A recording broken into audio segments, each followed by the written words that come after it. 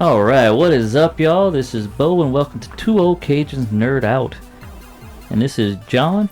Hey guys, what's up, man? Today I am super excited. We're going to be talking about 90s gaming. One of the greatest times to be a gamer. Hell, the year 1998 alone had some greatest games that are considered some of the most classics of all time. Oh, yeah. And not only will we nerd out about these games of our past, also the consoles and the unique gaming events in the 90s. But before we nerd out in the 90s, we're going to share how we personally got here. Earliest gaming memory. My earliest gaming memory, hell, Atari, playing Galaga and Dig Dug and some little racing games and stuff like that. And Mario Brothers, not Super Mario Brothers, Mario Brothers. Original Mario Brothers. Yeah. With the crabs and the turtles and Yeah. the good stuff. Mine was the original Atari. I'm talking Pac-Man, Combat, Barnstorming, Kaboom, Pitfall. Oh, yeah, Pitfall. I forgot about Pitfall. Frogger. Man, Pitfall. It was like, it seemed like the one game that was possible to beat on the original Atari, but it was never happening. Right. And you had like Centipede and Millipede and Yeah. But yeah, early played the Atari. I got it when I was like, man, a baby. We had it in the house and stuff. Oh, like yeah, that. me too. And I was hooked ever since. And Commodore 64, the NES, Super Nintendo, Arcade, Genesis, TurboGrafx, on 64, and on. Till we get to the topic today, in the 90s. Yeah. See, my older brother, he's an electrical engineer, and he's even said that if he knew then what he knows now, he could have fixed our Atari. Oh, yeah. I'm pretty sure it's very basic when you open those things up. But we will name a ton of games that came out in the 90s. Most memorable list of top 10 of our favorites of that decade. So, without further ado, we got a lot to talk about. I'll go ahead and start it up. All right. My number 10. Well, these aren't really in any particular order. So, my first one I want to talk about, Thief, The Dark Project, 1998. I remember hearing that title. I've never played it. This game, I have such a strong heart and love for this game. I would like to see it be remade, but they've had like a remake kind of it, but I want to see it like done right, because that was not too great. But yeah, man, how much do I love this game? The series is set in like a fictional steampunk world. You play as a thief named Garrett. You play first person, and you're armed with your blackjack, your bow and arrow, and your short sword. You do have kind of cool special arrows, like a rope arrow you can shoot up and it'll make a rope you can climb. You have water arrows you can use to extinguish torches, arrows you can use for sound, stuff like that. But man, it was so good. It was so atmospheric and stuff like that. The missions were so fun. Like, you have to break into a place, steal something, and that's on normal mode. If you're playing on hard mode, you got to break in there, steal the thing, and then get back out to like your starting point or wherever your escape point. If you play on expert mode, which I beat the whole game on expert mode, you got to get in, get the thing, do whatever you got to do, get back out, but you can't kill anybody. Wow. Yeah, it's really crazy. But man, it was a really, really cool story, The First Thief. It kind of starts off kind of slow, and you're like, where's this going? But there's a mission where you have to sneak through like the catacombs, and there's like ghosts in there. One of the games has like a supernatural level or whatever. But dude, you're down there, and it's like all these old crusaders and stuff, and you're trying to navigate, and they start chasing you, and they're screaming, join us now, join us. That's a little creepy. Oh, dude, it freaked me out when I first played it. But man, one of the coolest endings, I don't spoil it, because it's over 20 years old. The Trickster is basically, he has you do a job. This character named the Trickster, he's basically like a demigod or something like that, but he has you do a job for him, and it's a trick, it's a trap, to like basically give him something that gives him power.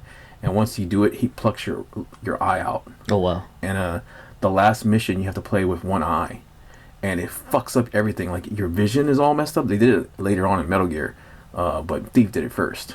And man, it's really crazy. Like you're peeking around corners and some of your other stuff like that. Your peripherals are all messed up for the last mission, and it was so cool. And then when the sequels came out, you actually got like kind of a robotic kind of steampunk eye that glue green, which was really cool. And you can actually you can use it to like zoom in and some other stuff like that, and they did. But yeah, Thief, freaking loved it. One of the best of all time, in my personal opinion. And one of the best stealth games. That's what I was trying to say. So that's why I love it. All right. So one of mine is like you said, no particular order, but this has got to be one of my my top 5. It restarted my love for Legend of Zelda, and that's Ocarina of Time. Oh, And I mean, yeah. and you know how much I love Zelda. I mean, my son's name is Link, and it was the first 3D Zelda game. It, I mean, it reintroduced a lot of people to the Zelda lore, but it introduced a lot of people to the Zelda lore because up until then, I played a little bit of the first Zelda on NES, but I didn't really play. Like went from NES to 64, so I'd never played for the longest time. A Link to the A Link Past. to the Past or anything like that. So after that, like I never played Zelda 2 either. But after that, I played all of them, and I mean, Ocarina of Time is the reason for that. I mean, it starts off it's the Hyrulean Civil War, and you see a mother escaping with her child, and he grows up with the Kokiri, and it's Link, and he gets set on a mission to stop Ganondorf, and that was actually the first game to introduce Ganondorf. Everybody had only knew him as Ganon in his pig form, but dude, like the music, the gameplay, like it still holds. I will play the 64 version before the 3DS version, Yeah. and stuff like that. Although I do want them to do like an HD remaster for the Switch, so I think they could do like that in Majora's Mask, remastered in HD. Launch that up for Switch too. Oh yeah, like they would just be beautiful. Yeah, I freaking love that game. And like I played all of the Zeldas before that. Zelda, the original Zelda. My God, I was obsessed with the original Zelda. I think I told you a story. Like I wanted to play it so bad, and I could never rent it and stuff when I was a kid. And we went to play flag football at my cousin Tony's house one time, and we went to his room first before we went outside to play. And we walked in his room, and I saw the gold cartridge, and I was like, "Oh my God, can I play it?" And he was like, "No, man, we're going outside to play flag football." I was like, "Please, let me play, please." I'm never leaving this room. Well, so we went outside to play flag football, and as soon as they weren't watching me, dude, I snuck back in the house. Just to go play. And I turned it on, and like I'll never forget, I went like 3 screens up because I loaded his game. I went like 3 screens up, and I got on the raft, and I went like straight to the dungeon. Oops. Right. And like right when I was going to the dungeon, like he grabbed me. "What are you doing?" And like, Don't play my game. Wasn't that one of like the first games to do like the saving? yes, and while perfect transition. Zelda 2, like I beat the first one, like I rented it so many times, and when I beaten it, that was my proud moment as a kid. Right. But Zelda 2 is a completely different kind of animal. And it's really hard, and it's a completely different style of gameplay. But I wanted it, and one of the kids in the neighborhood had it. And I traded him my brother's copy of Battletoads. I'm sorry. Because I hated that fucking game. But I traded Battletoads for a copy of Zelda 2. The battery didn't work. Oh. So, like, I had to leave it on. And it was so brutal, man. Just trying to get through freaking Death Mountain on that game was just... And now looking at it, you could have just went and changed the battery, but nobody knew that. Nobody did that. Yeah, I did that. But anyway, Ocarina of Time, like, Link to the Past, freaking loved it. I have strong memories. My dad took me to get it one day. It was raining, Toys R Us. But Ocarina of Time was a masterpiece and stuff like that. Yeah. Yeah, when you... And, like, I didn't... there was no internet, so I didn't know anything about it, really. And, maybe I saw it on the back of the box, but when you go from a kid Link to adult Link, that was so amazing. Oh yeah, because it's something that was never really done before. Yeah, and I mean, like I said, I love everything about it except for the water temple and the Jabba Jabba, whatever. Jabba Jabba's belly, but I mean, but to be honest, I had no problem with the water temple. Just like figuring out, like once you knew where to go, is good. Now don't get me started on the Master Quest water temple. Oh God, dude, fuck that. But yeah, that I mean, I kind of wish like on later games they added the Master Quest, like 3DS and stuff like that. They added the Master Quest you can do, which is cool. But I had the disc for GameCube with the Master Quest on it. Yeah. I have no clue where it went, dude. I lost all my GameCube. If I can go back in time, man, like whenever I think it was Wind Waker was coming out, you could pre-order, and you get that disc with the Master Quest on or whatever. All you had to do was put $5 at Walmart, and they would give you one of those copies.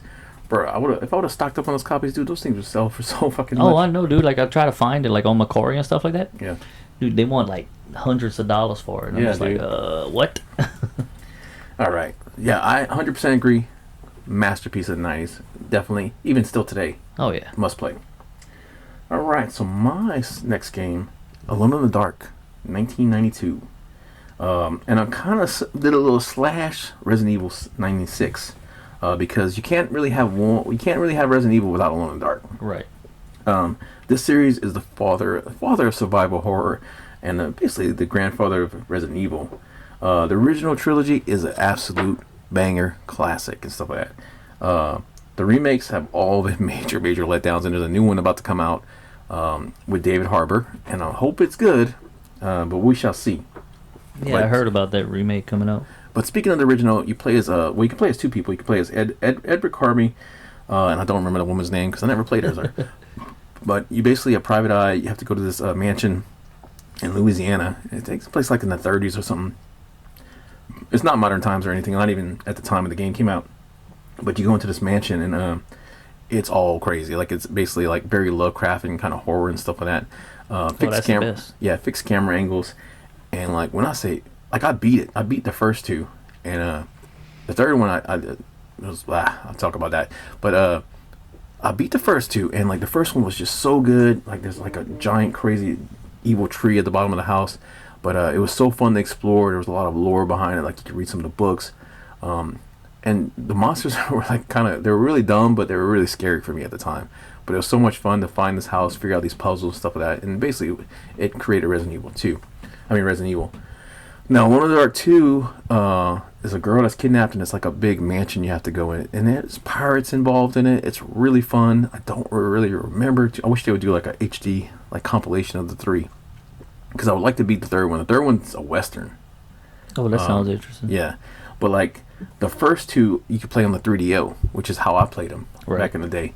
They were released on PC. I want to say maybe one of them came out on the PlayStation, but the third one was only on PC.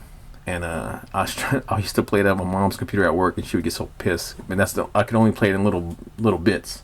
But yeah, man, the secrets, the house, everything, stuff like that. It totally like basically created Resident Evil, and they just took that formula and just ran with it. But in that sense, when I first played Resident Evil, the original Resident Evil, we had rented it, and it was a sleepover with me and a bunch of my friends. Dude, they all went to bed. I stayed up till the fucking sun came up playing Resident Evil. Dude, I could not stop. Oh, dude, Resident Evil. I mean, that original one was. Oh, dude, I remember it was like 3 a.m. The dog jumped out the window. Fucking shit. But oh yeah, I still love both those original games. Any day of the week. I'll talk about them or play them or just put them on it. I'll even watch someone play them because that's how much I enjoy them. So anyway, that was mine. Oh yeah. So another one of mine that I grew up with playing, especially at once I borrowed my buddy's PlayStation 1, like PS1, and then actually bought it from him by cutting grass and stuff, and then bought his PlayStation 1 from Legend of Legaia. Oh, there we go. You ever played that one? Yes, I did. I heard that one. Yes, I did. My brother, that and Dragoon, like those were his games. Yeah. Legend of Legaia, that introduced me to like the turn-based RPGs a lot. Like, I mean, I played Final Fantasy, but I was never into the Final Fantasies like a lot of people were. But this one got me into the turn-based RPGs, and the story is just amazing. Like you have worlds that they use these creatures to help them out, like give them strength and stuff. Like they would attach to their bodies, give them strength and stuff like that. And then this person, like I guess they got one that was like a really strong one that was corrupting this guy's mind, and they created a mist that turned all of them evil, and it would corrupt the people and like basically turn them into zombies and stuff like that. And cities they blocked off to where the mist couldn't get in, which is weird because all they had was tall walls, but yet mist comes from the clouds and stuff like that, so the clouds couldn't go. That was one aspect of the story that, thinking about it now, is like, what? But so one of them, they have great cutscenes. Like PlayStation 1 always had the great cutscenes, but the gameplay was like, why couldn't you do the whole thing like this? Right. But the wall, like the main character, his name's Vaughn, but you can name him kind of like many. You can name like Link. You can name him anything, and then he gets what was called a Rasur. I think they're called Surus or whatever, or Sarus. I forgot how you pronounce it, but he gets one that they're immune to the mist, and they actually activate the Genesis trees, and you have to go around activating those, and you get 3 people in your party. So it's Vaughn, Noah, and Gala. Just because you said the names and you mentioned that, when you would play games back in the day, did you rename your characters, or you would keep the names they have? Oh, I'd rename them. Some of them I'd keep them. Some of them dude, I was like, wait, what is it? So when that came out, I was maybe like 12 or 13 playing that. I might have been a little younger, but I was around that age. And I'd name one Bo. I'd name one like the other guy after my cousin. I mean after my brother, and then the girl after my cousin that we would always hang out with instead I grew up with. And then there's one I just renaming them random different things, and I named the girl. Don't ask it. Like I said, I was a typical teenage boy, and I named the girl Sexy for some reason. That's hilarious. Don't ask why. I think I still have the memory card with that on it. And then you got the Game Shark, and that dude, I kicked ass when I got that Game Shark, and I just put my power level and everything at 99999. See, I want to say I had a Game Shark. I think I had it for Mortal Kombat. I want to say, but I never used it for RPGs. I don't know. Like I've always. Oh, I like the like now. I wouldn't use like if I'd go and do like the how people do retro game replays and stuff. If I do that, I probably wouldn't use it. I'd go and just keep going on leveling up and stuff. But. Yeah, I mean like save states I'm okay with, but yeah. Anyway, I never played it. I'm familiar with it. I can see the cover in my head and stuff like that with the guy with the blue hair and stuff like that. Yeah. And I know it was like that and like Lunar and some of the other ones were like people's really big PlayStation RPGs. But like I love RPGs, but like PlayStation era, and I'll get to why. Like I kind of my next one, but I kind of fizzled out on RPGs for a little bit. I started playing like more action games and more adventure games and stuff like that. Right, which is understandable. And it had a sequel called Legaia 2 Duel Saga. I remember but that. it was not the same. I mean, you had the turn-based, but it was not the same type of story and stuff like that. If they would have kept it like maybe like another land it was happening to as well and different characters, it would have been great, but it was completely different. It was like they took with Legend of Zelda with Zelda 2. Is like how they completely changed the gameplay, not the gameplay, but like the look and style of it and stuff like that. It kind of reminded me of that. Yeah, I have to go back and check it. Did they do a remake of it? I can't remember. No, they never did a remake. I wish they would. Oh, that'd be cool. I wish they would do a remake of one of my other games too. All right. So, my next one, we're talking about RPGs, and it's a good transition. Next, Final Fantasy VI, or to a lot of people, Final Fantasy 3. Right. Holy shit, this game was my favorite RPG of probably all time. I want to say, if I had to put it, it's definitely in the top 3. I'm trying to think of the next one. Maybe Baldur's Gate, the original Baldur's Gate, or Baldur's Gate. I'll just put the Baldur's Gate, and then Lost Odyssey. Ooh, but anyway. I haven't heard that name in a while. Final Fantasy 3. This game changed everything for me, man. Like, so many characters with unique stories, the world, the themes. I loved all of it. And this was also a game where I renamed all the characters to, like, after my friends and people I knew and stuff like that.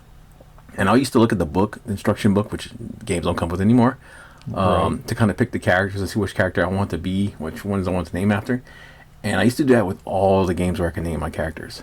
But once I got to Final Fantasy VII, I paid the price, and I've never done it again, because I bought Final Fantasy VII, and I was looking at it, I was like, all right, well, cool. Like, my good friend at the time, his name was Zach, so I named Cloud Zach.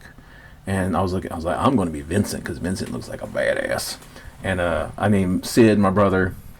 I want to say I named Aerith after my girlfriend at the time. But I started playing it, got to disc, let's say the end of disc 2 or whatever, and you start having, like, Cloud's backstory and stuff. And it's like Zach and Zach. Zach told Zach, and Zach says to Zach, and I'm like, what the fuck? Like, dude, I couldn't figure out what was going on like anymore, because like I didn't know there was a character named Zach coming in there was gonna be a main part of the story. That's hilarious. And bro, I just quit playing. I was so frustrated, so aggravated. Like, that was probably like 50, 60 hours. I just quit playing that shit. And I was so frustrated. And I've been playing the remake, but God, man, like. But it came back to bite you in the ass, huh? Yep. Well, how many discs was 7? 3. 3. Okay. But anyway, Final Fantasy 3 or 6 in Japan and stuff like that. I played it. I loved every character on it. Like, but there's a part in it where it's kind of the end of the world. Kind of everything goes wrong, and like you're on this floating island and you gotta evacuate, and everybody's running to the airship to get off and stuff like that. And they ask you if you want to wait. And like when I first played, I was like, why would the fuck I want to wait? The shit's blowing up. And I just took off. And then everybody gets scattered to the wind. And basically the second half of the game, you got to reunite your party, and you go around and you explore and you find out where all the people are now because the world's in ruin. And you rebuild the party to go after Kefka. And like, man, I'm looking for all the characters and I'm kind of knocking them off, but I can't find Shadow, the ninja. And I'm like, where the hell's Shadow? I can't find Shadow. Look everywhere for him. Look for everywhere for him. Can't find him. Call Nintendo Power. I forgot how much money I spent on that. Called Nintendo Power. Is like, where the hell's Shadow? And they're like, yeah, he died. I'm like, what do you mean he died? They're like, you didn't wait for him on the island. Are you kidding me? So I had beat it, but I restarted it immediately and played again. But yeah, if you don't wait on the island, Shadow dies. Shadow dies. Oh, damn. But man, like, it was so awesome. The soundtrack is so good on there. All the characters are very unique. They all have a really good backstory. They all feel organic and real. Like they feel like, you know, they have a part in this world. The only part that sucks is like the opera part. I'm sure you heard of the opera scene. There's an opera part where you have to basically like recite an opera, and if you miss any of the lines, you got to start over. Oh shit! And it's like an hour long. It's pretty damn long. But awesome boss. Kefka is one of my favorite villains of all time in a video game. And the end fight with him is just so amazing. Like he's literally like bringing down heaven on you. He's a giant. It's epic. That's all I can say. Listen to the soundtrack, the final theme song, and you'll know what I'm talking about. But that's why I love Final Fantasy 3. Oh yeah, like Final Fantasy and stuff, man. The music, just like Zelda, like you know you're gonna get good music with them, and when you hear that. So yeah, my next one will continue with the Zelda stuff, which this is my favorite Zelda game, hands down. It wasn't many people's favorite at first when it first came out because it was like completely different from all the others. I know where you're going. And that's Majora's Mask. Dude, that thing, it's so dark, so much darker. I mean, and that's even after Twilight. Like, this was before Twilight Princess. And Majora's Mask is scary. Oh yeah, dude, it's got some scary elements, and it's got some like the body horror elements to it. Oh, when he's like Link is screaming. Yeah, the transformation mask and stuff like that. Dude, it's got the up all night mask where literally like a torture mask that holds your eyes open and stuff like that. Dude, like, I mean, not just leave all that out of it. The fucking moon. Oh yeah, like the moon. It was just, oh god. But yeah, I mean, for those who don't know what I mean, Majora's Mask starts off with Link looking for. It's the same Link from Ocarina of Time.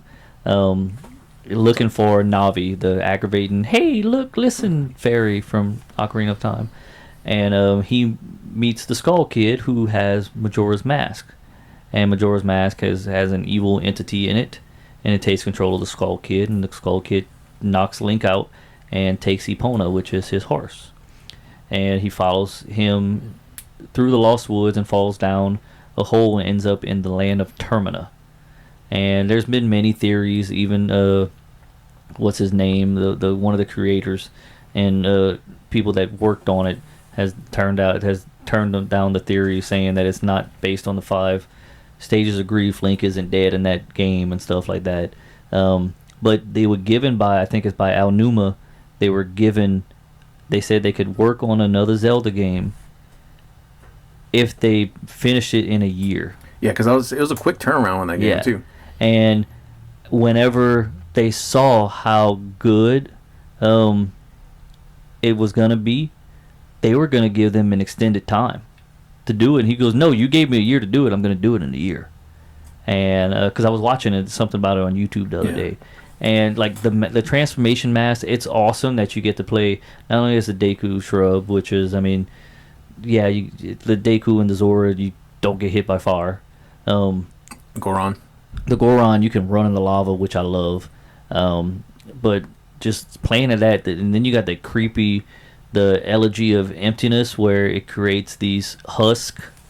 Right. Oh my god, like the Link, the creepy one is just horrible. Yeah, that, man, dude, the freaking Skulltulas and stuff, freaky and stuff like that. Yeah, you're talking about he had a year, he had time. That game is all about time too. Oh yeah, and it's like you got 3 days, and it's really awesome. It's very, there's nothing like it. And they took a lot of the and I was reading about that, and a lot of the developers have gone on to say that a lot of the stuff that the the people of Termina are going through. Mm-hmm. Like some people missing their kids and stuff like that, missing their loved ones, can't find their loved ones, like not really can't, but like missing their loved ones and like how they can't find them and stuff like that. And the grief some people are going to is because they were under a time crunch working so much, they weren't being able to see their families like they wanted to. They weren't, so they put a lot of their grief in that game. You can feel it. Oh yeah, you can definitely feel it. And is the one creating all of this, like Forward Link, but there's so many theories about it. And I mean, it wasn't until after Ocarina of Time that, I mean, it wasn't until probably mid 2000s later on that they came out with the Hyrule Historia, where it says there's 3 different timelines now. Yeah, it's, but Majora's Mask, it's, I mean, the design of it, the horror feel of it, the basically the loneliness you like that everybody feels in that game, and the dread of knowing that the moon's going to be crashing down. Especially when you get to like the end, like the third day and stuff like that, where it's super close and stuff like that, and everything's kind of going to shit and stuff like that. Yeah, dude, it's such a good game. The world shaking and stuff like that. The only thing that I would kind of change would be the change of the giants, because they just kind of look like giant nuts with legs on them. Yeah, that was a little thing. And I remember like playing that game. I beat it. I had to go. I made my parents go every fucking where to find a booster pack, so I could play that on my 64. Oh, the expansion pack. The expansion pack. Yeah. Yeah, but if you would have got it at Walmart, it came with it. Yeah, I don't remember I got it. It didn't have it. Oh. But because I wanted it for Torok as well. Oh yeah, Torok was good. But anyway, yeah, that game was so good. I'll say that, like, I remember like the to get all the masks, you have to do every fucking thing, and to get the Fierce Deity mask and stuff. Yeah. And some of those were really, I mean, dude, you had to like know exactly what you're doing. There was no room for error, pretty much. Oh no, especially the couples mask. Yes, that the was Anju and Cafe quest. Well, did you know that before the Fierce Deity mask, at first you were gonna get that in another dungeon before the moon, and it was gonna just be an adult Link mask. Oh, that'd be cool. But I like the Fierce Deity, man. Oh yeah, dude. I use that one a lot on the new ones. Oh yeah. All right. My next game is a banger classic, Mortal Kombat. Oh yeah. 1992.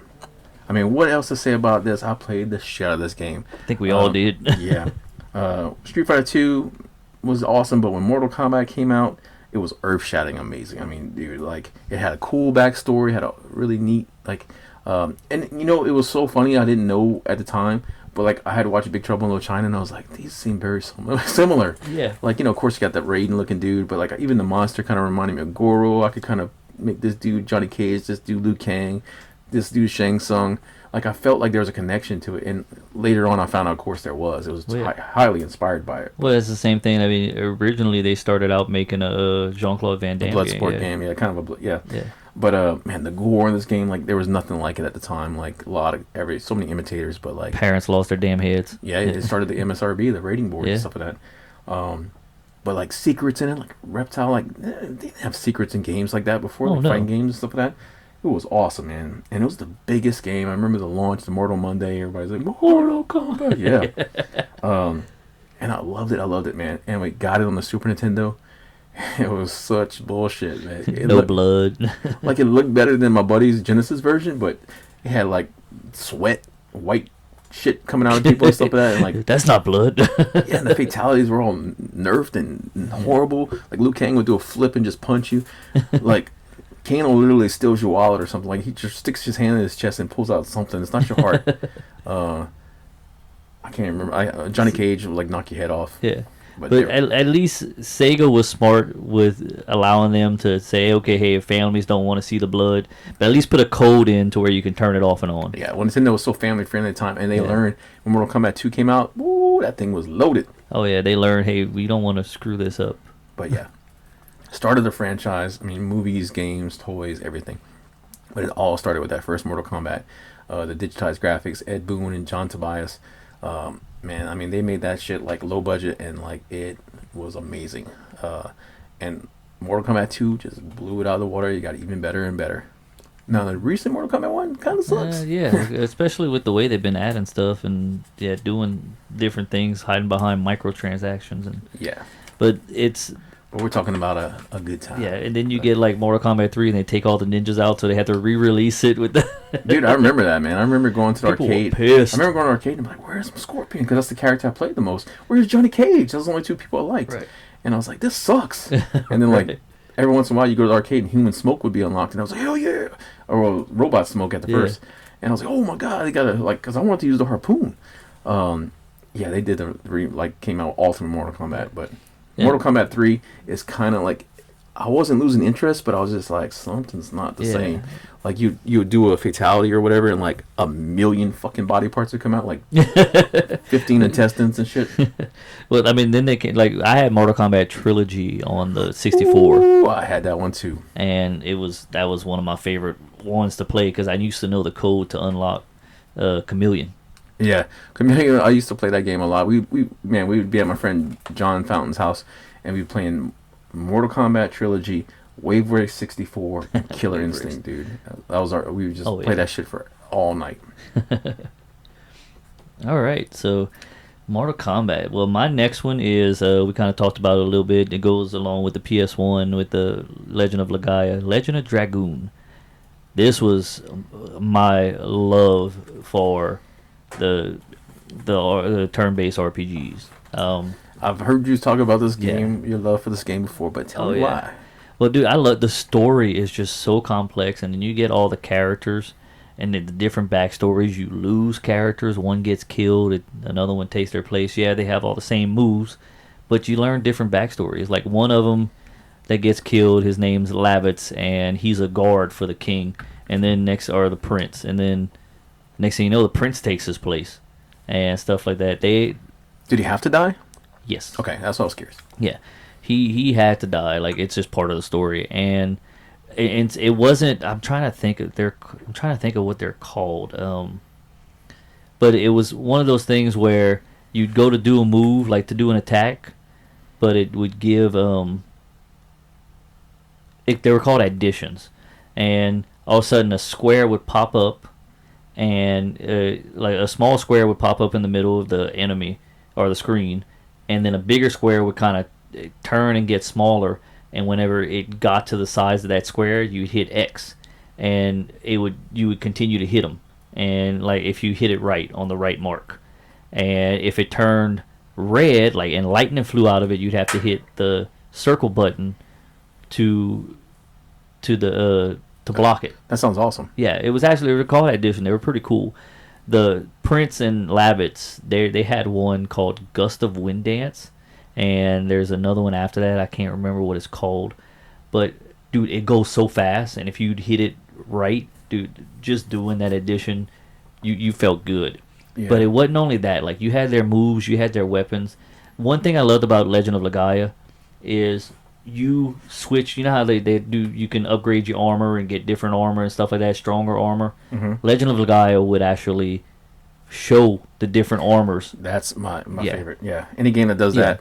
But Legend of Dragoon never did that. But when you got the Dragoon, I forgot the Dragon Eyes or whatever. I think that's what they were called.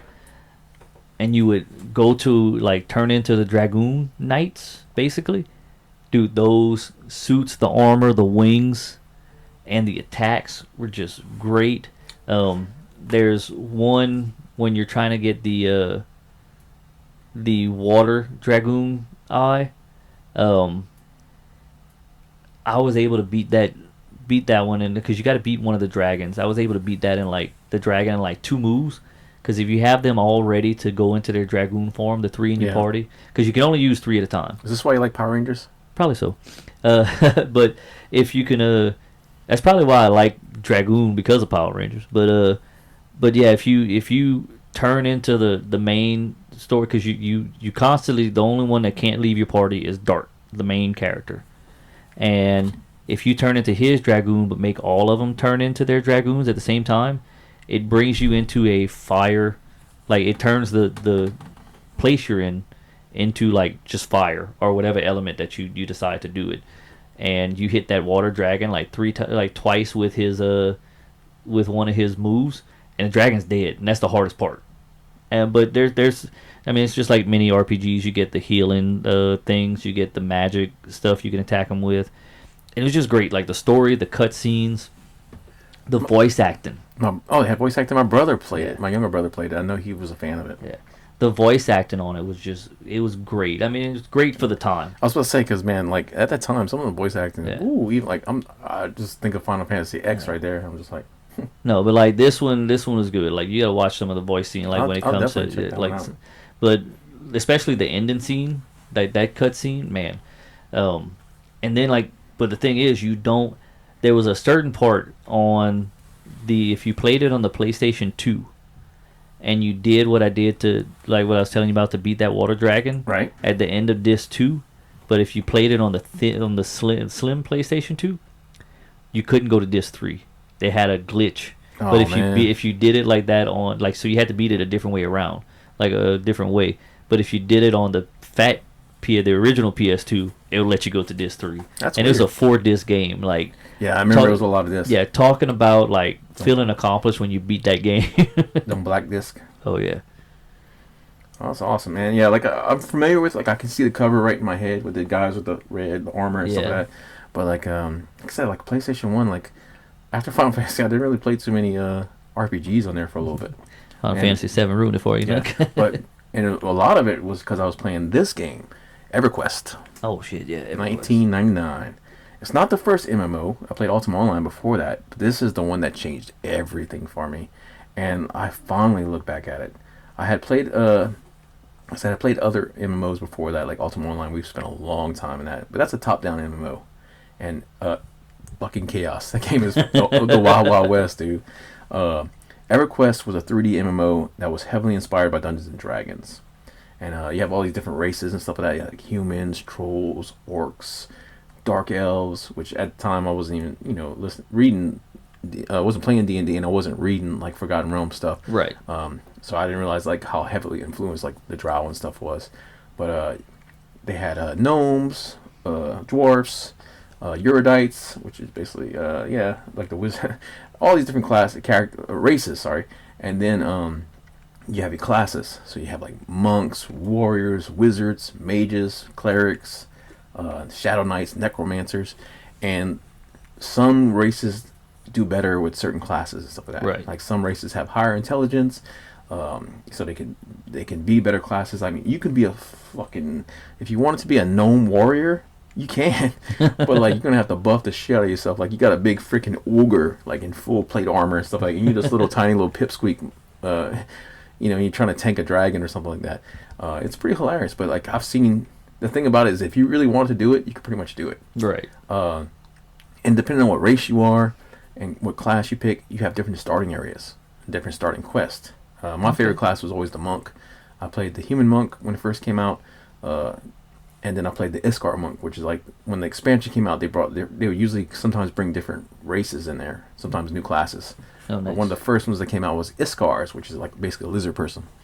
And I played an Iskar monk, and it was completely different because like even though you have your certain classes, you have your certain races, you also have factions. So some races are considered evil, orcs, trolls, Iskars, and some classes are considered evil, like necromancers and shadow knights. So there's some areas in the game that you're not allowed to go into. Like there's Freeport and Queenos, like the big cities.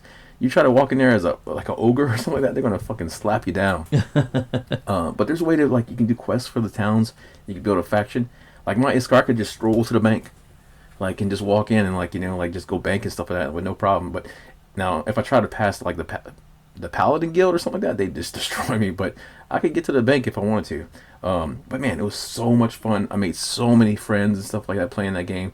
Countless hours, countless nights, man. I used to have my computer on one side, my TV on the other. I just watch movies on repeat. But yeah, like camping, like there's things about it. Like say you wanted a certain piece of armor or certain things like that, you go get it. Somebody might be camping that spawn, because spawns didn't always, they recycle like every some of them were 24 hours, some of them were like an hour, some of them were days, So like you would have people just sitting there waiting, like sitting at the camp, like this is camped. You're like fuck, let me go find something else. Go to another spot. This is camped. You're like crap, and there was only one. Like each dungeon and stuff like that. So that was really crazy. You had raids where you'd go and you'd fight big monsters and you'd like get treasure and stuff like that, like different things and stuff like that, different equipment. And depending on what class you are, usually they'd be really good and give you like if you got something that was only usable by your class. And I'm just saying that because there was a weapon. It was a two-handed staff, and it was one that there was only like three of them on the server. Super fucking rare, and it dropped one night where we were in this dungeon, and like anybody could you could sell it for a ton of fucking platinum. But the guy who was like basically like he had like a person who was like the master looter, like he looted it and he was just like, here you go, monk, and he just gave it to me. And dude, as soon as he gave it to me, bro, I started getting tails from across the server. You want to sell it? You want to sell it? You want to sell it? Go. But yeah, man, every class had an epic weapon. It was this long quest, but so awesome, man, so memorable. The music, the worlds, I love it.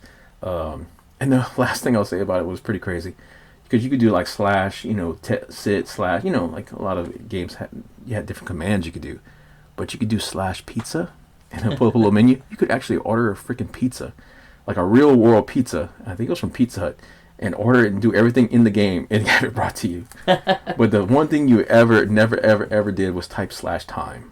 Because if you did that, it showed you how much you played. And then you'd immediately turn your computer off. I've been playing a little too much. No. Exactly. Like, it'd be like 36 days. I was like, what the fuck? So anyway, I love the original EverQuest. EverQuest I need 2. a life. Yeah. But the original one came out right at the end at 1999. And me, my brothers, and a bunch of my friends, we fell in love with it. All right, so I'm gonna bring it back to the NES. I don't know if you remember the game Bubble Bobble. Yes, I do. All right, so there was a game came out. It was called Rainbow Islands: The Story of Bubble Bobble Part 2. And I can hear the music in my head. yeah, and that game, my cousin, not that music, no, but my cousin had it for her NES, and we would borrow that constantly. So Rainbow Island, you start off as you can either play as Bub or Bob, which is the ones who get turned into the little bubble dragons in Bubble Bobble. They got turned into dragons? I always thought they were dragons. No, they got turned into dragons. They got cursed. But you play, and your weapon is you shoot a rainbow out of your hand, and you can also get this is where the double rainbow started. You can get the double rainbow by picking up a pot, like a dark red pot, and then it's just basically Bubble Bobble. You defeat the level, and it would just put you in a bubble and bring you down. Yep. Well, this one you would have to just keep going up, and you killing the enemies, and you trying to collect all the diamonds that are the color of the rainbow, and it would spell out rainbow before the level ends. And I think you get there's the big bosses at 1.3, level 1.3, and then 2.3 and stuff like that. And you have, so let's see. So you got 7 levels to collect, because if you spell rainbow throughout all the levels, it gives you a diamond at the end once you beat it. And then you beat the boss at the end and you get secret levels. Well, instead of Bubble Bobble where you trying to defeat the enemies and it keeps bringing you down, this one, like I said, you jumping up, and if you don't do it in enough time, all of a sudden you see hurry up just scroll up on top of the screen and water starts rising. Oh, nice. So it's like a race against the clock with the water and stuff like that. And one of the things you have to beat, I think the first level is like a giant spider. One, you have to beat a helicopter with a face on it shooting stuff at you. But it was just that game we constantly beat all the time, me and my older brother and stuff like that. And we just loved that game. The music was just pretty good on it too, the little 8-bit music and stuff like that. But yeah, that's one of the NES games that we loved playing all the time. And if I could find it for cheap, I'm gonna get it. See, and I played the first one. I'm very fond of the first one, and I didn't even know they had a sequel. Yeah. But I remember Bust a Move, which was a spin-off of that and stuff like that. But yeah, man, that's pretty awesome because I have fond memories of the original. Well, the thing is, they had Bubble Bobble, then Bubble Bobble Part 2, then they came out with Rainbow Islands, the story of Bubble Bobble Part 2, which is how they get to the part where they get turned into the dragons. See, that's why I never played those, so I always thought they were just freaking dragons from the get-go. Right. All right. My next one, following PC, there's going to be some PC games on here because I was a big PC gamer. That's why I kind of transitioned away from PlayStation 1, unless I was playing Bushido Blade. But Diablo 1997, the original. No. Ongoing series, Part 4 just recently came out in June. I haven't played that in a while. Me neither. But nothing can match the original, man. The world, the atmosphere, the story. I mean, the story is basically King Leoric, like there's basically evil into the town, and like King Leoric basically gets possessed, and he goes like basically like slaughters almost the whole town, and you're the son that's away, and you come back and like your younger brother has been kidnapped and taken into the catacombs. I'm probably off a little bit. It's been a little while, but you adventure in there with you or two other a wizard or a rogue, and you basically get to this town of Tristram. And man, I can hear that music in my head. And you talk to a couple of people that are still left in this little shamble of a town, and then you make your way into the church, and then you start going to church, start fighting monsters, and then, like I think I was level 2, you fight the first like really big thing, the butcher, and you're like, oh shit, you start. But between every fight, you can go back to town and get like more lore, more story, and like then you fight the Mad King, and you find out like his son, they're trying to bring his, turn his son into Diablo, bring Diablo back, and it's once you go to the catacombs, then you start going. You go to the church, and then you go to the catacombs, then you go to the caves, and then you go to hell, and man, it just gets more and more intense and more harder. It was so awesome, dude. And then like it was one of the first games that had like an online aspect to it, and you could go online and like you go in dungeons, you could play co-op, but you could also kill each other, and people would just kill you, and your ear would fall off. They cut your ear off, and you would have their ear, and the sound of it was just like a wet splat. You could like. You'd come across someone that you killed, and they'd come up to you like, "What the hell, man?" You just throw the ear at them. But the thing about it is they started trying to patch it so you couldn't cheat. So all you had to do was basically like take your character, open the cheat code, max all your shit out like to like 99999, and then upload the game, and it would basically turn off the cheats where you couldn't cheat. But your character's already maxed out, so it didn't matter. So you're online. You're like, I'm not cheating anymore, but you were still like you just one shot everything. But Did you know I worked for that? yeah, but man, really cool game. I mean, the second one is awesome, but it came out after the fact. But I'll never forget the end of the first one. It's just so crazy because you basically like it's 97, but you basically kill Diablo, and his when he dies, you find out it's your brother, his body, but it was a soul. You basically captured Diablo in a soul stone, and like to contain it, you basically ram the stone into your head. Oh shit! And that's how part 2 basically starts up. See, and I was in high school when part 2 came out, and I never played Diablo, but because I wasn't a PC gamer, we grew up poor. I was surprised I even had a Nintendo 64. But a lot of my friends, dude, that's all they talked about in high school. Our junior and senior years, Diablo 2, Diablo 2. Oh yeah, dude, my brother, my like Diablo 1, I played a lot more, but dude, Diablo 2, my brother he played that shit for months. Yeah, it's and they actually made Diablo, the original Diablo, on the PlayStation 1.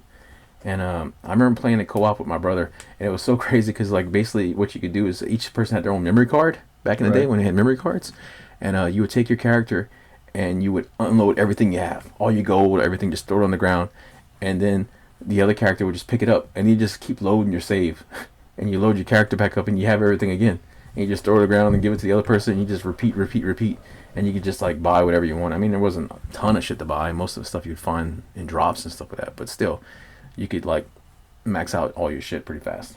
But yeah, love the original Diablo. All right.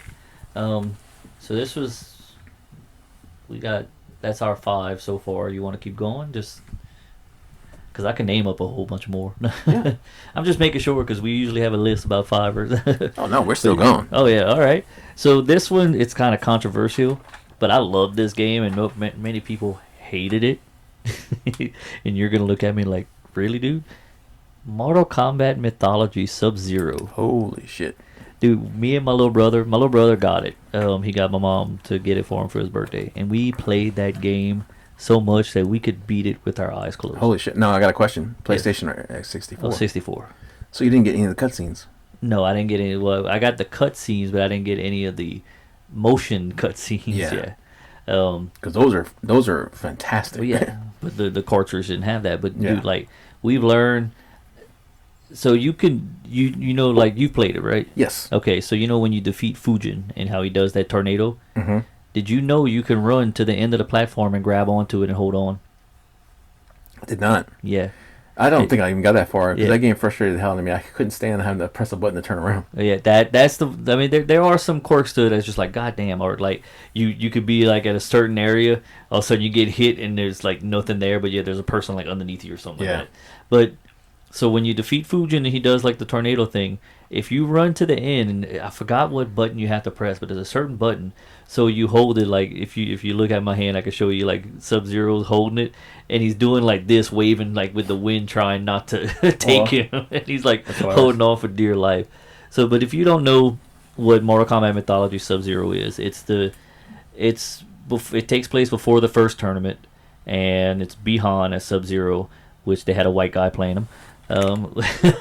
Weird, but they have Quan Chi. This is, I mean, even Introduction. though, yeah, introduction to Quan Chi, because Mortal Kombat 4 hadn't come out yet, or it was about to come out. It came out before Mortal Yeah. Kombat 4, yeah. And then you had the introduction to Shinnok as well, and The whole Scorpion origin kind of. the whole Scorpion origin and stuff like that. And I mean, there are, like he said, like John said, there's some things like you had to press a different button to turn around. You couldn't just hit the back button and turn around. And then some of the traps just like almost Ridiculous. impossible. Yeah, Yeah. like ridiculous, almost impossible to avoid. Like there's on a certain level you have to jump over like these floors that are throwing flame or they have like lava on them, and you're doing front flips and then you can't see what's in front of you, but you do a front flip and they land into a freaking spike pole. Oh, wow. So, like, I know it was, like, I played it and it wasn't bad. I just didn't finish it. I got frustrated with it. But if it's Pepsi, then Shaolin Monks is Coke. Oh yeah, definitely. But yeah, with the so at the end when you get to Shinnok, you fight him a little bit, and then there's at a certain point you grab his amulet. And if you play Mortal Kombat, Yeah, the amulet's Mortal big Kombat deal. 10, yeah, well, it was 10 with Cassie Cage and all that. How he turns into that big monster. So you do that, you grab his element, and first time that happened, we thought we had to fight him like that, but he fucking owns you in that monster because he goes, "No, my amulet," then he turns on. Like it literally says, "No, my amulet." He turns into The monster? into the monster. So basically, you don't fight him; you just run back and jump into a portal, and that's it. That's awesome. And yeah. then, but that's where you get first introduced to not Ashura, but the sisters, Serena, Jataka, Yeah. and I forgot the other one. yeah, I know you're talking about. Yeah, the demon sisters. Well, I'll say, can you beat him, though? When he turns into a demon, or is it No, possible? like Okay. he owns you. Okay, I was Like- just wondering because, like, like on Demon Souls, Yeah. you're not supposed to beat the first boss, but you can beat the first boss. Right. Yeah, I was just curious. So yeah, he owns you just right. As far as I know, you I'm sure, can't. Yeah, Some dude out there beat it with a guitar controller. yeah, but but yeah, I mean the story's good. It's interesting. It would have been cool to see the the motion cut scenes and stuff like They're that. definitely fun to watch. Yeah. But like I said, it just kind of throws you off knowing that the dude's name's Bihan and you got a white man playing Sub-Zero. Well, I mean, that's kind of how it was in Mortal Kombat 3. Yeah. And, like, I mean, the whole reason they took his mask off on there was because it was a different actor. Right. And they didn't want to show that. They wanted to show it ain't the same dude playing him anymore. But, But yeah, I mean, it was definitely a good game to us, but I know other people hate it. I know why other people hate it too. oh, yeah. I mean, I remember seeing it, like, I want to say in Game Pro or something like that, man. And I was super excited for it. I was like, holy shit, a side-scrolling Mortal Kombat game. This is going to be so sweet. Yeah, but you also, with the sisters, like Serena and all of them, you can you defeat the other two, and then if you fight Serena, you can spare her. And then she comes and helps you towards the end when you fight in Quan Chi. Like, she literally tosses him off of That's awesome. of a thing. Yeah, so it's pretty cool. All right. Definitely, yeah. That's a definitely memorable one. I had it for a long time, but it's one, like I said, I never finished it because I got highly frustrated with it. All right. My next game is Fallout. The original Fallout, 1997. Fucking classic RPG, man. Post-apocalyptic, I already know I love that. You come out this vault bomb shelter after everything's going to hell to basically find this water ship, basically, because the machine's going to die and everybody's going to die in there. So you have to go out to the surface. And basically, once you get out there, you can just say, fuck those people and just go do whatever you want and stuff like that. Get attacked by mutants. Attacked by mutants, you can, but it's turn-based combat, man. So deep on the choices and the different outcomes you can have. Like, if you start killing innocent people, like bounty hunters will start looking for you and stuff like that. You could play this game like 100. I swear to God, 100 times and probably have different experiences of that. See, I didn't play Fallout till Fallout 3. Oh wow, yeah. The second one was really crazy, man. You could like, but in the first one, the world feels lived in. Like there's so much story and stuff like that. Now it's a major franchise, like I just said. Excuse me. But the original will always hold up to me. And like you could play that game like guns to like balls to the wall, guns blazing, kill every fucking person, everything you see. You can be more stealthy, or you can be more strategic and more like diplomatic and stuff like that, where you can like use charisma and different choices and stuff like that. Nah, just kill them all. No. Well, the crazy thing is like the last boss is like the supercomputer kind of crazy thing and stuff like that. And like depending on your charisma and like the different like perks, skills you have and like dialogue and stuff like that, you can convince him to kill himself. Oh, And like that's how you can beat the game. Like you make him literally kill himself. But yeah, I loved that's it. hilarious. It was like super mature. It was like had a really cool graphical style, stuff like that. One of the games where you can see your armor and stuff that'll appear on you, stuff like that. I loved it. It was tough, but man, it was awesome, and I love it. All right. I'm gonna have to look up people playing that one or find a way to play it because that's Original Fallout? Yeah, You could probably play it on your phone. yeah, probably so. I bet you. So one of mine is for the NES. It combined one of the games that you said you did not like that you traded for Zelda 2, Oh, and one of my other favorite beat 'em up games, Battletoads and Double Dragon. You ever played that one? I played it on the Super Nintendo. Yeah, but this was we see that video store that my cousin owned. It was called Main Street Video, and they had like that. I guarantee if someone saw that box, they would never rent it because me and my little brother constantly had it when my mom was there working there. Oh, nice. And dude, it's hard. Like Oh yeah, it's anything with the word Battletoads in it. yeah, and Double Dragon most of it. Yes. But like I mean, you start off and it's basically the premises of Double Dragon. The girlfriend gets kidnapped. Miriam. Yeah, and then but they add like different bosses from Battletoad and Double Dragon, and like I think you fight a Bobo in one of them. And then, Yeah, I remember that. Yeah, and then Battletoads had that giant rat. Yeah, Fight that. Yeah, and but my favorite one is you fighting as we always pick me and my little brother always pick Jimmy and Billy, and Jimmy and Bimmy. yeah, Benny, Bimmy and Jimmy. yeah, but he always like I picked Jimmy and he picked Billy because one of them was green and that was my favorite color for some reason on the game. On the One game, was I was green, like, yeah. I was like, one was Yeah, red, they were one blue was and red. Yeah, yeah. but one of them was green and the other one was blue, and that was my little brother's favorite color at the time, I think. But it's the part where you're going and then because I think that's from Battletoads with the whole jumping like the air jet skis or whatever. Yeah, Yeah, Yeah. the terrible tunnel, Oh, terrible God, tunnel. man, it got to the point to where we kind of knew when to jump and stuff like that. But then you go It was you had to have like freaking Yeah. jet fighter pilot Yeah. reflexes, man. right, and then like the part where you're going down on the zip line and the Dude, that Battletoads would turn into the barbells.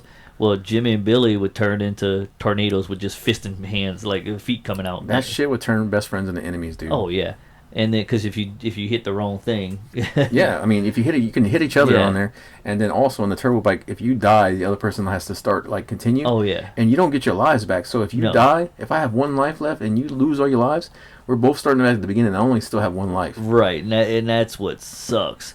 And then, but my friend, you going and you could either do it as a Battletoad or a Double Dragon. You fighting the Lash, the girl with the whip. Oh, the queen? Yeah, Is it the well, queen? no, it's all the girl. Like they just call them Lash. Oh, like yeah. yeah. Well, Linda, isn't it Linda? I don't remember. I just remember Lash because that's what they called her on the fucking movie, the Double Dragon movie. But it's a Double Dragon enemy. She has a whip. Well, you just pick her up by the hair and you just punching her in her fucking chest.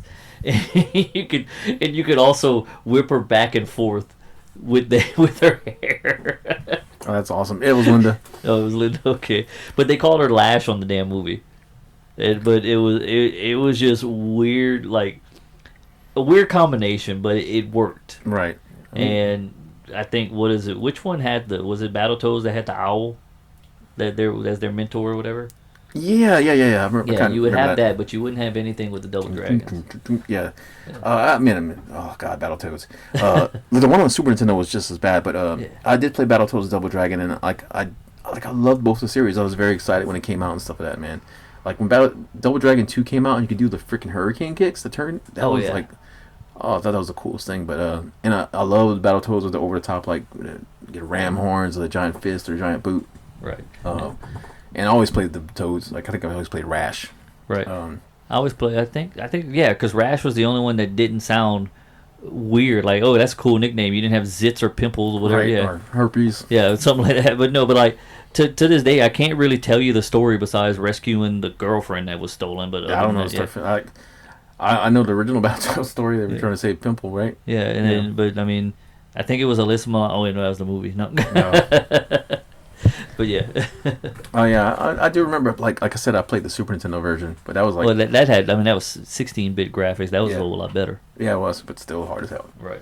All right, my next game is going to be another Blizzard classic banger, StarCraft, 1998. Never played StarCraft. I've Oh, heard of man. it though. I had played Warcraft 2 before this and Command and Conquer, so I was familiar with the real-time strategy or RTS games.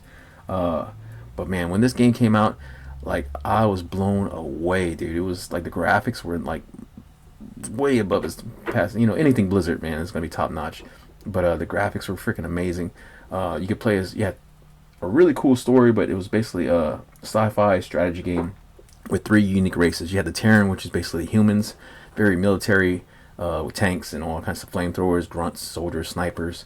But you would build your bases and stuff like that, and like theirs were all like you had to have refineries and for your power and energy and stuff like that, and like you had to mine minerals, gas and crystals to power your base and to upgrade your stuff. And that was really cool. But they had the Zerg, which is basically think of like the Predators. I mean, not the Predator, like Alien.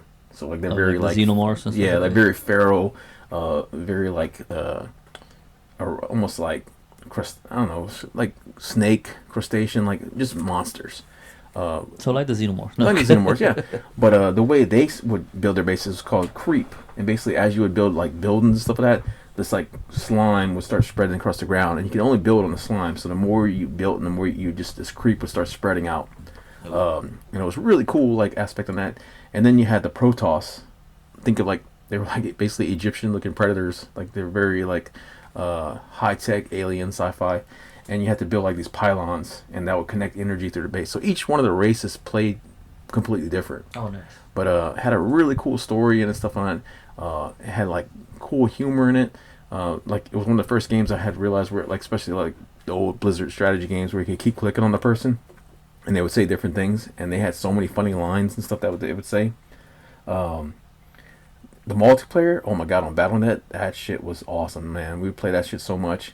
Me and my cousin would set our own custom rules and stuff like that, kind of like give each other like 30 minutes just to like build our bases and then just go all out. And we like the whole time, like I'd be listening to like CDs, so like there's a lot of music and stuff that reminds me of StarCraft. The last thing I'll say about that was really crazy. They don't do this shit anymore, and obviously why. When the game came out, they had 3 different boxes. So they had a box. Each cover had a different one of the different races on it, so you could pick which one you wanted. Oh wow. And yeah, the only other time I've seen a game do that was Black and White 2. They had which I want to say they were doing it and they didn't do it, but they were going to have a black cover and a white cover. The white cover was $5 more. The white box was $5 more, but that money went to charity. Oh, And wow. the black box was cheaper, and like it was to show if you were good or evil. But yeah, that was really cool. Anyway, but StarCraft, fucking love it. StarCraft 2, amazing. Which one did you buy? I think I got the Protoss, like even though I like the Terrans mostly, but I want to say I got the Protoss one because I like the way it looked. Oh, okay. All right. So let's talk about everyone's favorite first-person shooter that can that ruin friendships when you play multiplayer. GoldenEye 64. I love this game, and if you don't know this game, I mean, it doesn't follow. It loosely follows the premises of the GoldenEye movie, James Bond. But it does have some enemies from like older James Bond movie, like Jaws and Baron Samedi and a few others. It was an amazing game. Like the story mode was great, but that the multiplayer was where it made or broke friendships.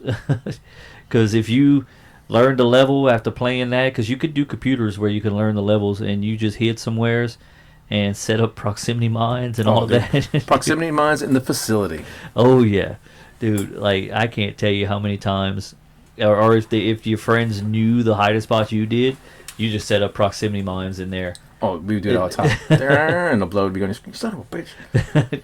But yeah, I mean, I can't tell you, like, me and my friend growing up. I mean, we and him have been friends since like third grade, and my little brother, we'd all have sleepovers, and he'd bring it whenever he'd come to our house, or we'd go there on his 64 and play it. Dude, we played multiplayer on that so many times, and it was at one point to where all we had was two controllers. One of his third controller broke, and we went on a little mission when Kmart was still open with his older brother bringing us to Kmart in New Iberia to buy a controller. Nice.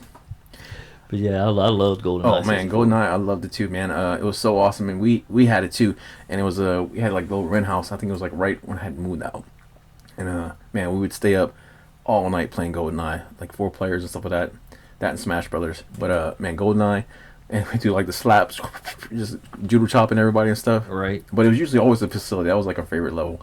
And I remember we played it for like forever, and then like it was a time where like I think this first Tony Hawk did this as well, which almost made this list. But anyway, you would play a game like back in the day, and all of a sudden like months later you'd find out a secret about it or something you didn't know. And that was one of them. Like we were playing that game so much, and all of a sudden like somebody was like, "Hey, you know you can play as the bosses like Odd Job and everything with this code." And like I was like, "What?" It was some of the ones you can unlock. Like I want to say like some of the paintball mode. Yeah.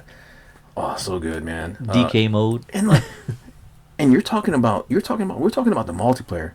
But Right. the game had a good single player. Oh yeah, the dude single player was pretty good. Yeah, it was really cool, man. Man, great soundtrack, great game. But there was always a glitch. I don't know.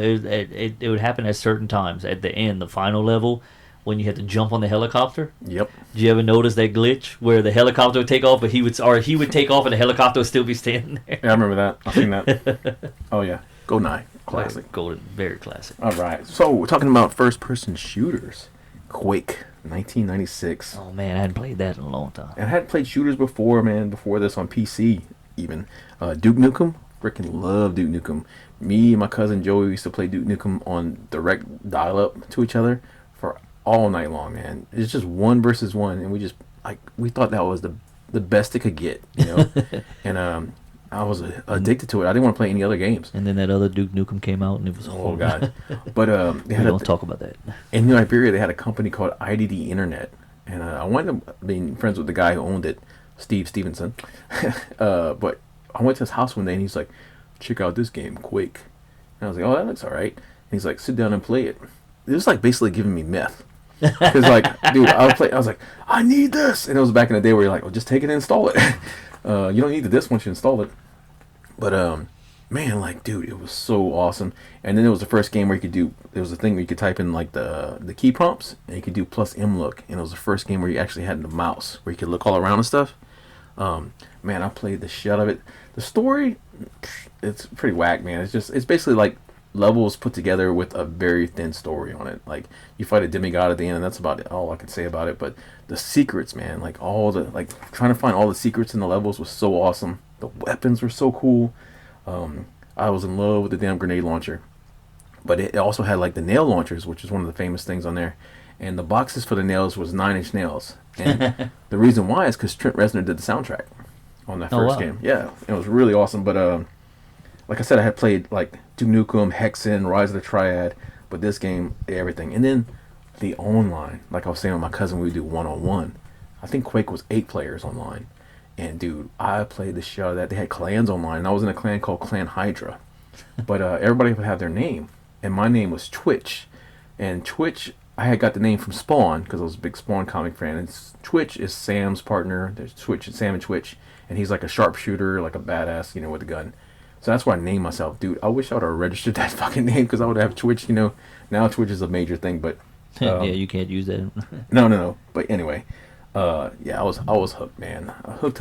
And like, there was like a big tournament and stuff like that. And there was a cool shot of like, I wish I could find it somewhere lost in the Ethernet of the internet. But it was a shot of me like just destroying people. And it was like, oh, Twitch is tearing it up.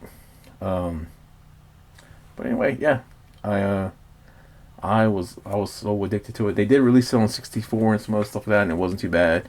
But nothing ever. Like, it was no multiplayer. No multi. Well, like I think a 4-player split screen. Yeah, But but no online multiplayer. it looked amazing. It looked so much better than the PC version at the time because you really before the mods started coming out. But nothing could beat the PC. Okay. All right, so this is let me see something. It's one of, let's just say, one of 2 sports games I have on my list, and this was around the time whenever the Monday Night Wars was going on, and me and my little brother were really, really into wrestling, and it was WCW NWO Revenge. Oh my God! Dude, Yes. I actually bought that game again a couple of years ago when we bought another Nintendo 64 at the Jockey Lot, and I was going through it the other day. It was about before this past hitch when I was going through it playing, and I'm just going through the wrestlers, and if you buy a used copy, you're gonna find, because they allowed you to edit the names and the wrestlers. Oh God! Yeah. Dude, I'm going through, and I get to one. It was one of the in the roster on down, like when you go to the right. In the wrestler name, and Link was watching me, and the wrestler, they named it Ass Fucker. And I was like, oh, gotta change that. But if you've never played this game, it's a THQ AKI. Those that the maker of those games, THQ does a lot of the wrestling games. Yeah, that was the. Yeah, that was their bread and butter. It was like 64 was that, but before Yeah. that it was Acclaim. Yeah, and Acclaim still does some of it. LGN. Yeah, well, this is, you get the factions where you got NWO Black and White, or Hollywood, like they called it, with Hollywood Hogan. Then you got the NWO Wolfpack with Kevin Nash, and this is before the Finger Poke of Death, and or the Finger Poke of Doom, whatever they called it. And then you got like Raven's Flock, and then you got the WCW faction, and it Sting was always my favorite to play as. Did you like the Crow? Well, not only that, it's just Sting was just I liked him from when he was the bleach blonde Sting as well, and you could actually pick a skin like that with him as that. But I like the Crow aesthetic because that's where he got it from, and the red and black as well. But it was just like the championships you can do, like you can defend your championship. It wasn't just like, okay, I defeated it, I won the title, I got to go through it, I got to do it again just to win it again. But you can defend the championship, and if you decide to be like do the tag team, you decide to do other tag teams, you would fight your original tag team you had. That's awesome. And it was just fun. It was fun doing that. It saved a lot of the stuff, and the music on there. I noticed while watching something the other day, this dude was talking about WrestleMania 2000, and at that point, WCW was about to just be bought by WWE or WWF, whatever you want to call it. And Vince McMahon. Yeah, but Vince McMahon. Well, the music from Revenge is actually AKI whatever used the same music for WWF WrestleMania 2000. Wow. So you're listening to it and you're like, why does this sound familiar? And it's the same freaking music while fighting. See, I want to say I played that one, but I might be getting confused with Raw. Did they have create a character on there, like create a wrestler? No, that was WWF No Mercy. They had to create a character. Oh, no, that was the one first I played. When I played, I want to say it was Raw. Was the first one I got really into, where you could make, because I wasn't into wrestling. Like I was into wrestling in the '80s, right? And then like I got out of it, and then like when I think it was Raw, I picked up and stuff like that. But I remember the Nitro and like the Attitude and those games and stuff like that were super big, like super big. I think I was working at the video store, and like man, they were always either checked out or getting scratched, and we had to get replace them and stuff like that. Right. People were always back in Well, the day. this was all like most of our stuff was Nintendo. It was all cartridge based, besides the PS1 stuff. Yeah. And like you made me laugh because like, dude, when you said the game, the name save on there was, but like, dude, I used to like when I would rent Zelda or some of these other games like Star Tropics, some of these Faxanadu, these games where you had like 3 saves and stuff like that. Like if my mom was making me bring it back and wouldn't let me keep it, I would get pissed off and always name it something like "Eat My Butt" or something like that, or like "Fart Head" or something like just fart knocker. And but yeah, like in Zelda, I always put I kept checking out the same copy of Zelda, and I would always put the 3rd save because I like you go rent it again, like you go to rent it the next weekend and it wouldn't be there. and you might Right. not get it for like a month. But I always put and if you put your shit in the first save, Oh, they delete they it. always delete it. So I'd Yeah. always put it at the third, and hopefully it'd still be there. And usually it was, but not always. And I would be the dick to delete everybody's shit and just I'm starting fresh. But anyway, yeah, awesome. So my next one, talking about beating people up, Street Fighter 2, 1991. Oh, nice. Fucking Street Fighter, a classic that I'd play anytime. I'd play Street Fighter 2 any day of the week. I still play it now. This game changed so much. Now, I played the original. That shit sucks. The controls are like it's almost like you just slide on ice. It's balls. But Street Fighter 2, like it literally changed everything. Yeah, that's when the story really started. Yeah, and it had really unique fighters and stuff that originally just had 8. Then they did Championship where they brought the other characters in by like the bosses and stuff. But all the characters were really unique except for Ryu and Ken. Now, I went to school with this dude named Andre, which I could tell you a whole story about him and what we did to him. But he was the one that was always saying Ryu and Ken are completely different. Ryu has stronger punches while Ken has strong. And I'm like, you're lying. They're the exact same. And then eventually later on they did get unique where they were like, but in the first game they were exactly the same. But yeah, I mean, it was so awesome.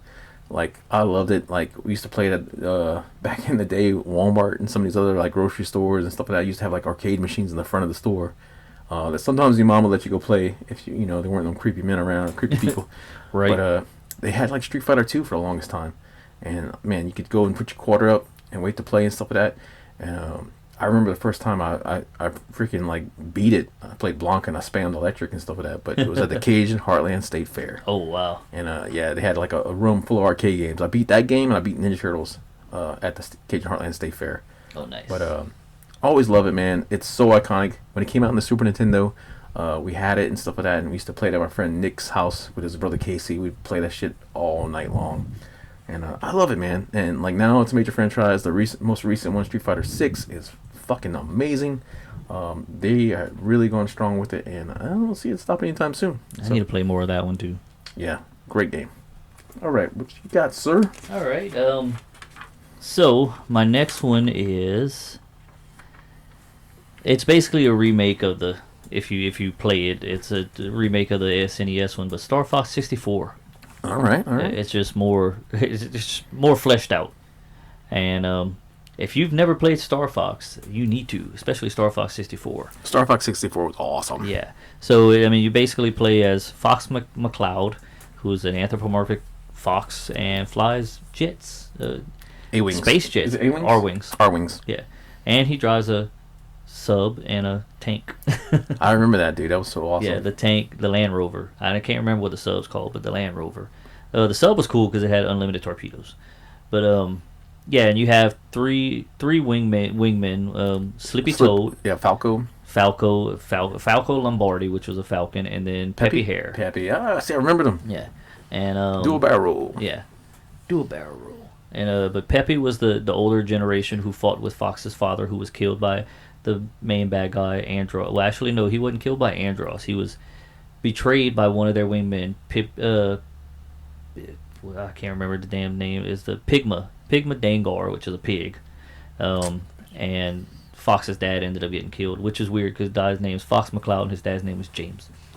Hey.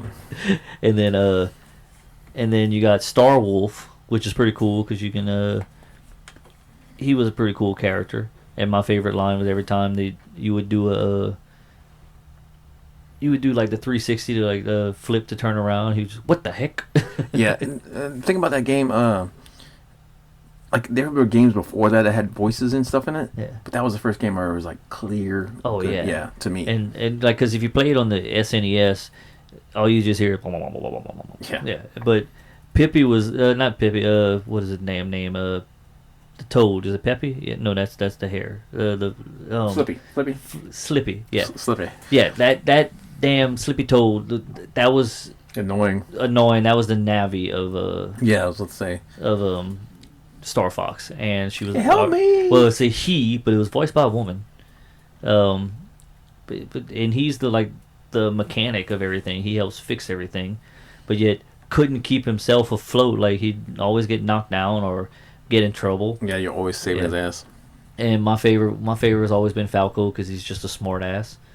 And I mean, but it's just a great game. And you're flying around, you can do different things. If you, the first level has a secret thing, and like I figured it out on my own.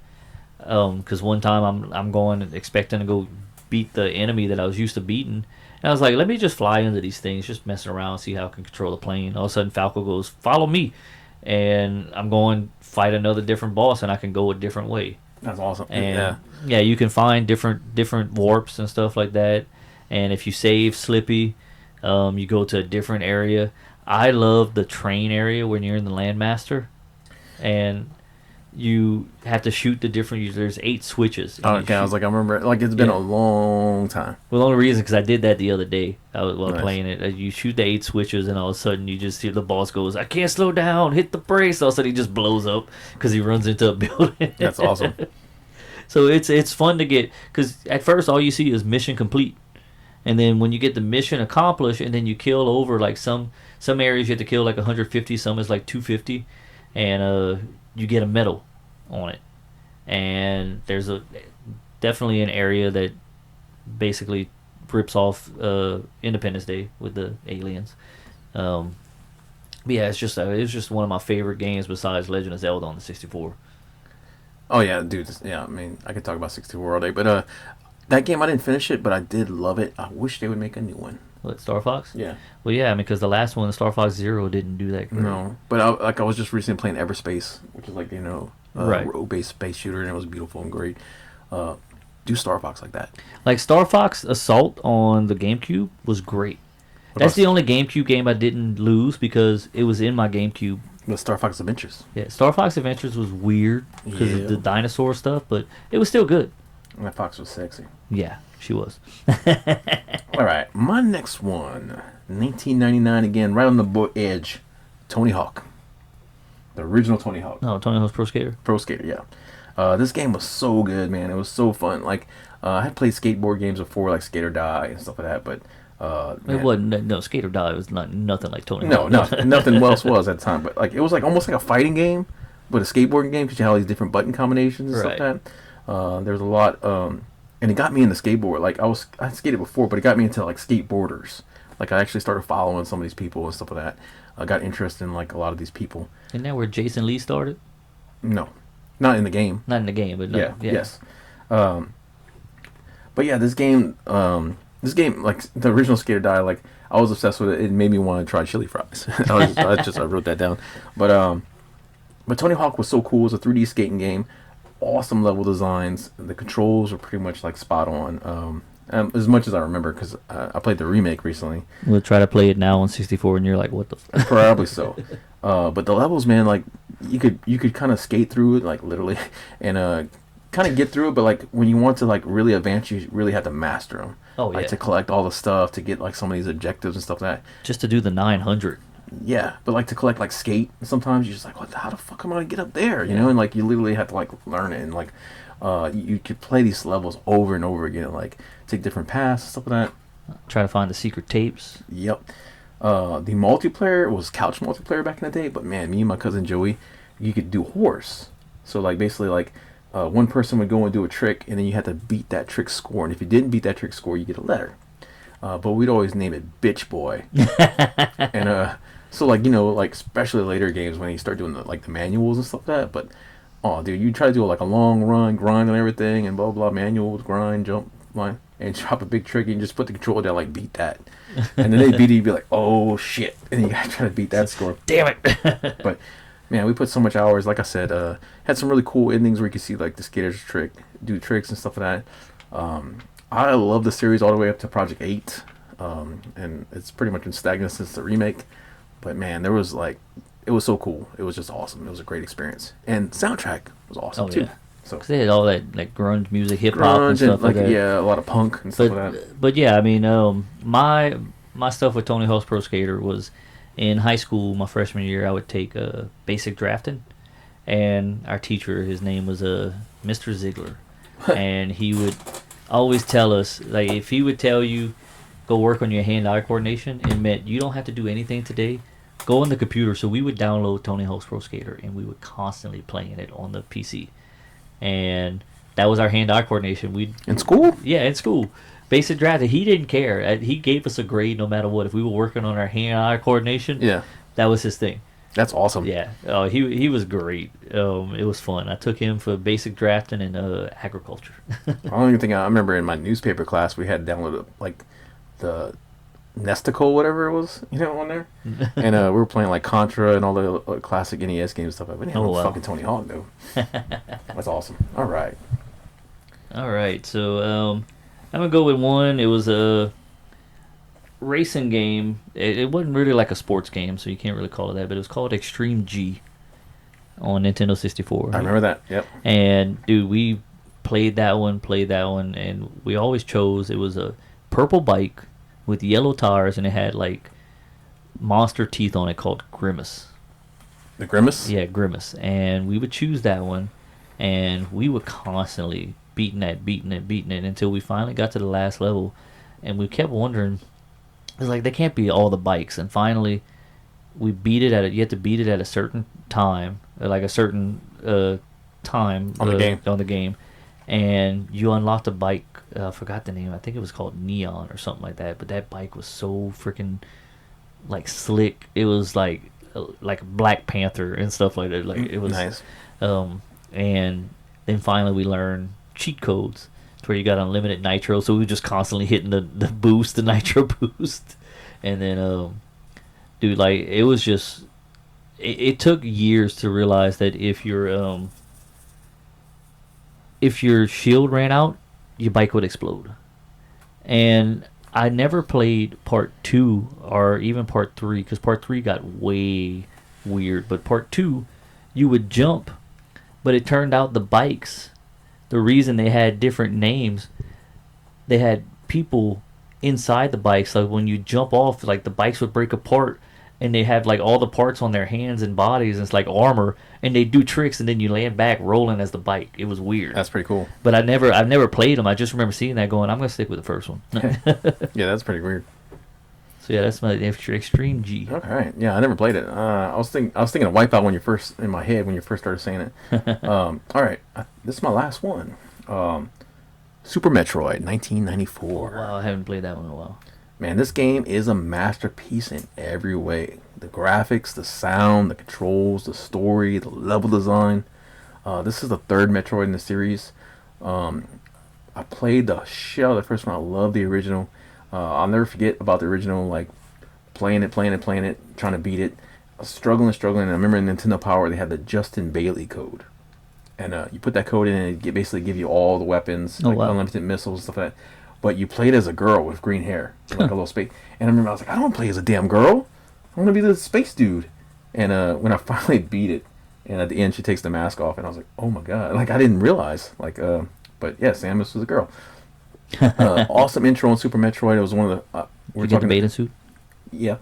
But it was one of the first games that we were talking about with voice acting, but this, I want to say, that was a 64. This is one of the first ones I heard voice acting. It was like, the last Metroid is in captivity. You hear that right at the beginning. Oh, like the narrator and stuff? Yeah.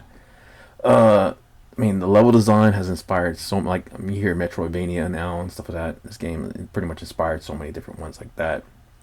Like another game that almost made my list, Symphony of the Night, which I didn't play it until like after as much as, but anyway, this game tops it for me. I loved it. It was really, really fun. And it just had like a really, like, if you played the first one, it was like kind of like almost not a, it was a sequel, but in some ways it felt like a remake, because you fought the same bosses. You had the Mother Brain, you had Ridley, you had Kraid. You revisited a lot of the areas, and it was really cool to kind of go back to, I think, Brine Star or whatever, like the last area, and like everything was kind of run down and derelict and stuff like that. It pushed the Super Nintendo pretty much to its limits, man, with some of like the freaking scaling and stuff like that, the effects. But yeah, freaking love me some Super Metroid. Oh, nice. And yeah. All right, so my last one, I have a lot more, but I'll just do my last one. Yeah, we can talk about some honorable mentions. Yeah, but this one was on PlayStation 1. It was called One. ONE, One. Yes, I remember that. Was it with Bruce Willis? No, it wasn't Bruce Willis. No. It was basically, you're like a cybernetically enhanced super soldier, basically, and you're running. It starts off as a side scroller, then at some parts it switches to where you're running forward and it's looking from behind you. I remember now. He And plays dude, John Kane. yeah, and dude, I love that shooting game. It was just great. You're fighting like different enemies and stuff like that, and you could just run and jump by holding the trigger button because you didn't have ammo. It just had unlimited, and you just shooting different things and you're getting different power ups. And it took me probably close to 100 tries before I beat that game. Yeah. And I loved that game. I don't know what happened to it because after my PlayStation 1 broke, I had it and I just can't remember where it was. And it was just an amazing game. I remember it like I didn't play it, but I looked it up while you were first started talking, and I remember the cover and stuff of that. There was another game that had Bruce Willis that came around the same time that was like kind of an action shooter. I can't think of the name of it, but anyway, yeah. Die Hard? No. No, it wasn't Die Hard, but I love the Die Hard arcade. All right, so yeah, that was our 10 games from the 90s and stuff that we really enjoyed. But like I said, there are so many games. We'll kind of just throw out some honorable mentions and just some titles and stuff like that that we played and stuff like that. All right, Secret of Monkey Island series, 1994. Oh, I remember that. Mighty Final Fight. Oh yeah, That was on NES. Yeah. Silent Hill, 1999. Oh, that's a good one. Abadox, NES. I didn't play that one. I remember. I know it is Pokemon Red and Blue, 96. Paper Mario 64. Oh. The original. Now this is the one my brother would slap me for not having on this list. Chrono Trigger, 1995. Oh wow, I hadn't heard that name in a while. Bubsy in Claws Encounters of the Furry Kind. Well, we're done. Dude, that was my favorite one. Like that's the only one that did good. And like y'all probably screaming at us for not being on the list. Mario 64. Oh yeah, it's Mario 96. 64. That got me almost fired. Let's see. Mist, 1993. Tomba. Oh, I remember Tomba. Rush 2 on 64. Oh yeah. Parappa the Raper, 1996. I mean, Rapper.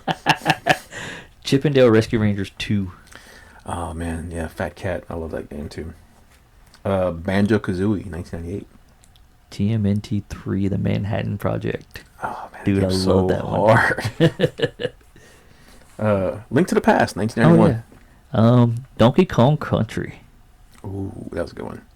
Here's another one that like shameful. It was hard to make this list. A lot of my stuff was PC stuff, yeah. like Metal Gear Solid, 1998. All right, you're gonna laugh at me for this one, but we played it a lot on NES. The Flintstones: The Rescue of Dino and Hoppy. Holy shit. Half-Life, 1998. All right, the only PC game I have, Doom. Oh yeah. Sonic the Hedgehog, 1991. I have Sonic the Hedgehog 2. All right. Soul Calibur, 1998. NBA Jam. Sid Meier's Civilization, 1991. Ooh, let's see. I know there's another one. I think I just named all Earthbound, mine. 1994. Oh yeah, dude, I just named all mine, but System Shock 2, 1999. XCOM, 1994. Unreal Tournament, 1999. oh wow. What about Clay Fight? And I'm joking. Streets of Rage, 1991. Ooh, Streets of Rage. What about Road Rash? Oh, dude, I love it. I had Road Rash on the 3DO, Oh, and that one was like, dude, it looked real at the time. Like it was so unbelievable, like so awesome. But the whole soundtrack was Soundgarden, bro. I love that game so much, and it had like cutscenes like that, and like the original Need for Speed, which I almost put on this list. Last one before I say Killer Instinct, 1994. and Mortal Kombat Trilogy. But yeah, 3DO Need for Speed on the 3DO was a racing game. It got me into all kinds of cars and stuff like that. But like, there was a guy who was like kind of the announcer, kind of the host that would talk to you before each race, and like you had to like he would taunt you if he beat you and stuff like that. Like, I was the fastest, you couldn't do it. And like he was such an obnoxious dickhead. But like the longest race was like through the mountains, and it was like super hard. And like you had to beat him on hard mode, and like, dude, I kept trying, and I finally beat it. And like the cutscene comes on, he's like, "You did it, you beat me. You're the fastest. Your score is going on here. Great, good. Wait, I'm in the game, and you're not. I'm immortal. You're gonna die." Dude, it was like fucked up. He like flipped the script on you. I was like, I hate this game. But yeah, anyway. So yeah, that was a long list, a lot of games, stuff like that. I'm pretty lot sure of we fun. could have came up with a lot Oh, more. we could definitely do a part two. Just I got a whole page of games right here. Oh, like a couple more real fast, just for shits and giggles. Yeah, shits and giggles. You. Lost my page. Solar Jetman, 1991. NES game that was really cool. You're a spaceman, basically like you have to like get parts for your ship. It was kind of like Subnautica, but in space. It was a really crazy control. It was kind of hard to do. Super Mario 3, 1990. Oh yeah, Super Mario 3 was. Yeah, every Sunday after church, we would go to my cousin's house and play Super Mario 3. I was the first person to beat it out of my family and stuff like that. Yeah, me and my older brother beat it. We spent all night beating it. River City That Ransom, doesn't 1990. Castlevania 3, 1990. What about Vegas Stakes? You ever play that one? Oh man, I used to love casino games. The Immortal, 1990. Ooh. That game was so freaking hard, but I loved it. And lastly, Clash of Demon Head, 1991. Oh, wow. That was a crazy game. I remember in the Nintendo Power, like one of the characters is like flipping you the bird.